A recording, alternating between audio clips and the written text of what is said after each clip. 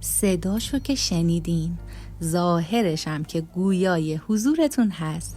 این زولبیا بی نهایت خوشمزه است و حال و هوای ماه رمضون رو براتون تداعی میکنه. کلی هم نکته طلایی داره که تو ادامه ویدیو براتون گفتم. بریم که با هم درستش کنیم. تو مرحله اول 200 گرم نشاسته گل رو به همراه 200 گرم ماست با همدیگه ترکیب میکنیم. نکته‌ای که اینجا وجود داره اینه که بهتر ماستتون کم آب، کهنه و ترش باشه. اینجوری زولبیاتون تردتر میشه. در ابتدای هم زدن یک مقدار سفته، ولی وقتی که همش میزنیم به همچین بافتی میرسه. حالا بهش 40 گرم آرد سفید اضافه میکنیم و مجددا مخلوطش میکنیم. بعد از اینکه آرد رو اضافه میکنیم بافتش یه مقدار سفت میشه. 3 قاشق غذاخوری آب سرد داریم که اونم بهش اضافه میکنیم و هم میزنیم. توی همین مرحله 2 قاشق غذاخوری هم بهش گلاب اضافه میکنم و ترکیبش میکنم. 1 قاشق مرباخوری بیکینگ پود داریم که بهش اضافه میکنیم و حسابی مخلوطش میکنیم. 1 قاشق مرباخوری هم کره آب شده داریم، اونم بهش اضافه میکنیم و کاملا مخلوطش میکنیم. و در نهایت 2 قاشق غذاخوری زعفرون دم کرده دارم که بهش اضافه میکنم و مخلوطش میکنم و به یه همچین بافت و غلظتی میرسیم.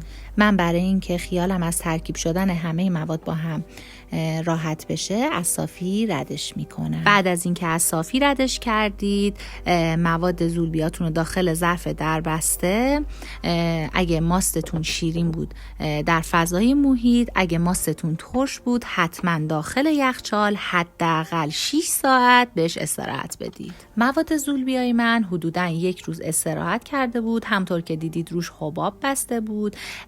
بعد از اینکه استراحت کرد اگه دیدید مواد زولبیاتون سفت هستش میتونید 1-2 قاشق بهش آب اضافه کنید. اگه خیلی شل بود میتونید 1 قاشق بهش آرد اضافه کنید. حالا داخل ظرف سس و یا قیف بریزین و داخل روغن همطور که بهتون نشون میدم شکلش بدید. حالا نکته‌ای که اینجا هست این هستش که روغنتون باید حسابی داغ شده باشه.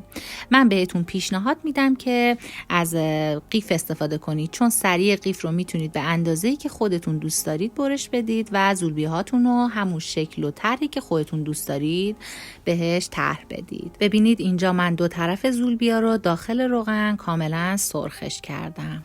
بعد از اینکه زولبیا رو از روغن درآوردید داخل شهد گرم، شهدتون باید گرم باشه، نه در حالت جوش، فقط گرم باشه کافیه. قرارش میدیم 30 ثانیه بمونه کافیه. اگه روغنتون به اندازه کافی داغ باشه و مواد زولبیاتون رسیده باشه و به اصطلاح به عمل اومده باشه، زولبیاتون به این حالت که میبینید حالت لوله‌ای میشه و شکل زولبیا رو به خودش میگیره. آموزش این شربت بار درجه 1 هم که تو کیفیت زولبیا و بامیاتون خیلی موثره توی پست بعدی براتون میذارم. اینم از نتیجه نهایی زولبیاهای خوشمزه و درجه 1 ما. امیدوارم که درستش کنید، کنار خانواده نوش جان کنید و لذتش رو ببرید. اگه ویدیو رو دوست داشتید لایک کنید، کامنت بذارید و اگه سابسکرایب ندارید منو سابسکرایب کنید.